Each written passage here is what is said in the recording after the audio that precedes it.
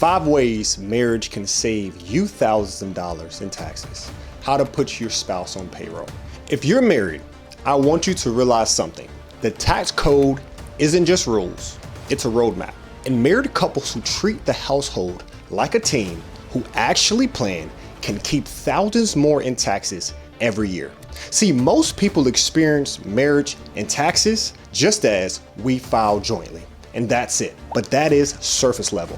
The real opportunity shows up when one spouse is put on payroll and they become the key to unlock the entire household's new tax saving strategies. So today, I'm going to give you 5 spousal strategies that can save you thousands of dollars legally in tax. Here are the 5 spousal tax strategies right up front.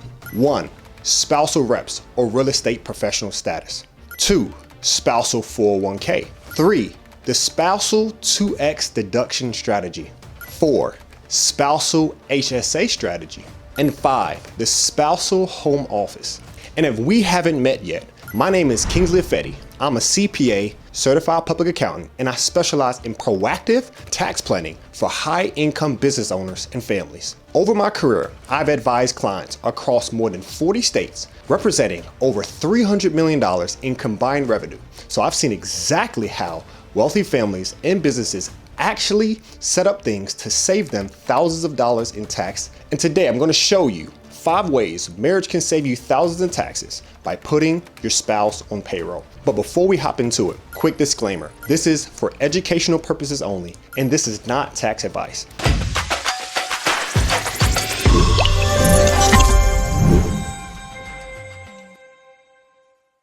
Tax planning is personal, and I'm not your CPA unless you hire me. So let's go.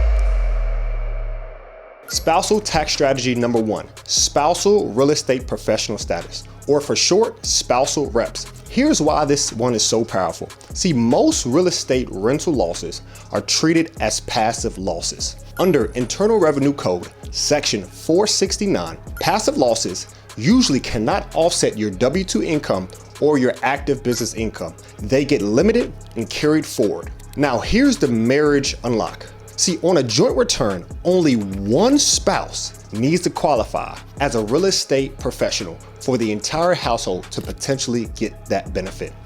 And what does reps unlock? See, what it unlocks is simple. If your spouse qualifies as a real estate professional, that means that the rental losses that otherwise will be trapped as passive losses can potentially become usable against other forms of active income on your joint return. Let me paint the vision. Let's say you're a high-income couple. You buy a property and you do a cost segregation study, which will accelerate your depreciation. See, if on paper your rental shows an $80,000 loss for the year, without reps, that $80,000 loss is treated as a passive loss. So it only gets carried forward for future years and will only become usable in a future year where you have passive income to use it against, or when you sell the real estate property. Long story short, you will not feel the tax savings now. But if your spouse qualifies for reps and materially participates, that $80,000 can potentially offset your W-2 income, business income, or whatever other forms of active income, and that will directly reduce your taxable income now.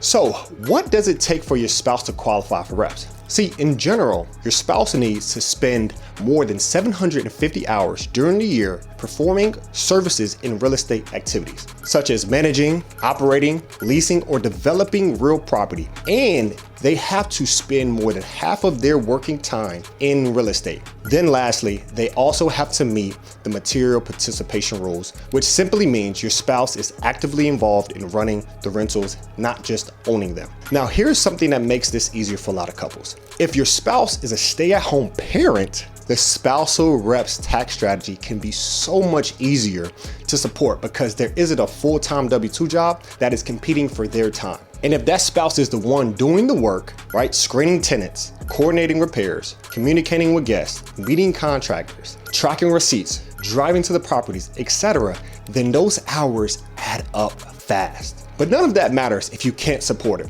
So let me give you the most practical advice I can give you. That is to track it. Keep a time log to log the work that they do throughout the year because the burden of proof is on you, the taxpayer. So in summary, the spousal reps can unlock and turn those passive losses into real tax savings that can offset all of your active income. Strategy number 2, the spousal 401k. And I'm going to make this super real with easy numbers because this is where most people get confused. Here's the setup. Let's just say your spouse is legitimately on payroll through your business and you pay them, let's just call it $30,000 for the year. Now, why is $30,000 such a powerful number? Because this number is enough to max out your 401k and leave a little bit extra to be able to take care of payroll taxes. Let's do the math. Let's say your spouse maxes out the 401k contribution, $23,500 for this year. That money is generally not taxed for federal income tax purposes in the current year because it's going into the retirement plan. So out of the $30,000, only $6,500 is left as taxable wages for income tax. But now here's a key detail. 401k deferrals still pay payroll taxes. So payroll taxes is calculated on the full $30,000, not the $6,500. So with payroll taxes, FICA, they're basically this: 7.65% withheld from your spouse's paycheck and 7.65% paid by the business. So on $30,000, both sides, the employee and employer amount, is about $4,590 total in FICA, or other words, payroll taxes, that's connected to the $30,000 in wage. Now let's look at the payoff. Let's just assume you're in a 24% federal tax bracket. Deferring $23,500 saves you roughly $5,640 in income taxes.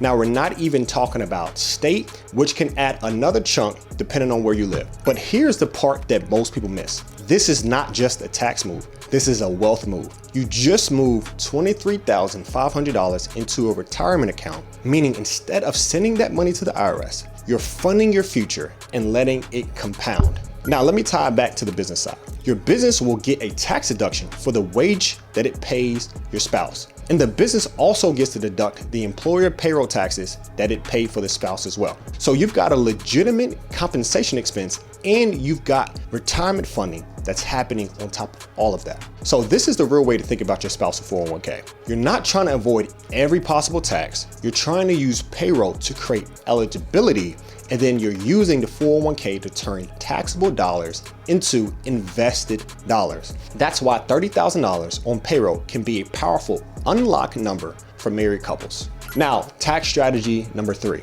how putting your spouse on payroll can potentially 2x or double your ordinary and necessary expenses in your business. Let's hop into it. Now for the spousal 2x tax deduction strategy, the phrase you need to know is ordinary and necessary. That's Internal Revenue Code section 162. That is the standard for what counts as a legitimate business write-off. Now let me set the context, because this is where a lot of people get confused. The goal is to turn the work and activity that your spouse has in your business into something that's structured, documented, and defensible so that the business can properly deduct what it is allowed to deduct. Here's the vision. Let's say your spouse is truly helping you grow the business, right? Helping with operations, admin, content, client follow-up, event coordination, etc. You're not building alone, you're building as a team, and they have a legitimate role in the business, which is helping you grow. So let's say you start showing up together to the rooms that grow your business, right? Networking events, masterminds, conferences, vendor meetings, client meetups, etc. And now since you're doing all of these things, you have to go down to Miami for a business networking event. So let's just say, since now your spouse is helping you with all of these business activities, you two plan a trip down to Miami for a business networking event, plus a few meetings that can move your business forward. If this is truly a business trip, then things like your flight, hotel, Ubers or ride shares, the event ticket, etc. can be legitimate travel costs that can be potentially deducted under the normal business travel rules because it's travel away from home for business. Now here is where the spousal strategy creates the 2x multiplier. If your spouse is a legitimate employee with a legitimate role, then your spouse isn't coming with you, your spouse is there to do business with you. So the trip isn't we're in Miami vacationing. The trip becomes we're in Miami and we both have business responsibilities tied to this trip. Same activity, but two different tax outcomes. Now to make this super practical, let's give a few examples. Example 1, you're at a network event. You're meeting people, building relationships, and setting follow-up calls. Your spouse is tracking contacts, taking notes, managing schedules, coordinating the follow-ups, capturing content, introducing you strategically, real business tasks. Now, a really important reason to put your spouse on payroll that 2X's your business deductions is business meals. So instead of you two going out for date night, you're actually going to be going out for a business meeting. I'm not talking about writing off random dinners. I'm talking about having a real meeting agenda and you're meeting with your spouse with a real business purpose. If you're meeting a referral partner, a vendor, potential client, or another business owner and you're actually discussing business, then that meal can potentially become a business meal that's 2X since you're with your spouse. The key is you have to document who you met with, what you discussed, and why it's a business expense. Another great example is mileage. Say your spouse is running business errands, bank runs, taking things to be shipped, meeting vendors, picking up supplies, driving to properties. Those business miles can be tracked and reimbursed or deducted depending on your setup. The point is, when your spouse has a real role, now the business travel isn't just life, it's tied to business tasks, making it a tax deductible event. So what makes this strategy so beautiful is that now your spouse's involvement isn't that they came to, it's that they are there with you for business. Now those deductions can be 2X because they have a real role in your business, travel, meals, etc., as long as they're ordinary and necessary. Number 4 is a spousal health savings account, or in other words, an HSA. I really love this one because it is triple tax advantaged. See, HSAs are one of the best accounts in the tax code because they have that triple tax advantage under Internal Revenue Code section 223. Here is the triple tax advantage. Number 1, contributions to an HSA can lower taxable income. Number 2, growth in that HSA is tax-free. And the third advantage is that whenever you withdraw the money out of the HSA from qualified medical expenses, it is tax-free as well. Wow, that is amazing. There are some rules that you have to understand, like having a qualified high deductible health plan. For married couples, the opportunity is simple. Fund it, invest it, and let it grow tax-free. And when you withdraw it, it can be tax-free as well. And the wealth long game move is this. You pay medical expenses out of pocket, you save the receipts, and you reimburse yourself later, sometimes years later, for those qualified expenses as long as you have the right documentation. So in summary, the spousal HSA tax strategy can reduce your taxable income and can create a tax-free growth bucket for healthcare spending. Now for number 5, the spousal home office deduction. This can be a powerful tax strategy when you have a second room in your home that's dedicated to business. The home office rules are under Internal Revenue Code section 280A. See, to qualify, the home office must be used regularly and exclusively for business. Here's a clean example. Let's just say you have 2 rooms in your home dedicated for business. Room A is your office for your business, and room B is your spouse's office for their business. Each room is exclusively and regularly used for business. No guest bed, no Peloton, no kids' homework desk. It's exclusively business use. Now, potentially, you have 2 home office deductions, one tied to each business. Now, here's an important concept: direct expenses versus indirect expenses for the home office. See, direct expenses are costs that only benefit the office. For example, let's say you paint the office or install lighting within the office, or replace the raggedy carpet that you've had in the office for a long time, or just replace an office window. Those expenses are directly tied to the home office, meaning you can deduct those 100% to your business because they only benefit the office space. But indirect expenses are costs for the entire home. Think utilities, insurance, or general repairs. And those typically get allocated for business use percentage. So let's just do a quick example. Let's just say your house is 2,000 square feet and your home office is 200 square feet and your spouse's office is 150 square feet. Now, your office is 10% of the home and your spouse's office is 7.5% of the home.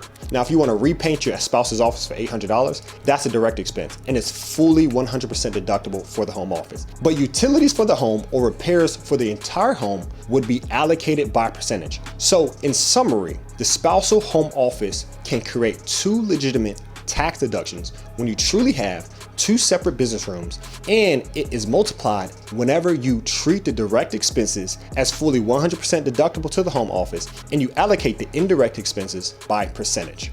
Here's the big takeaway. Marriage is a financial partnership, and the couples who build wealth faster aren't just earning more, they're keeping more because they plan together. And these 5 tax strategies are what planning together looks like. So to recap, number 1, spousal reps. Number 2, spousal 401k. Number 3, spousal 2x deductions. Number 4, the spousal health savings account, or HSA in other words. And number 5, the spousal home office. And if you're watching this thinking, me and my spouse need to set this up right now, that is exactly what tax planning is. And that is exactly what me and my team specialize doing day in and day out. Click the link in the description to learn more about working with me and my team. So if you've liked this video, don't forget to like, comment, and subscribe. And if you know somebody that this video might be useful to, go ahead and send it to them. And I can't wait to see you in the next video.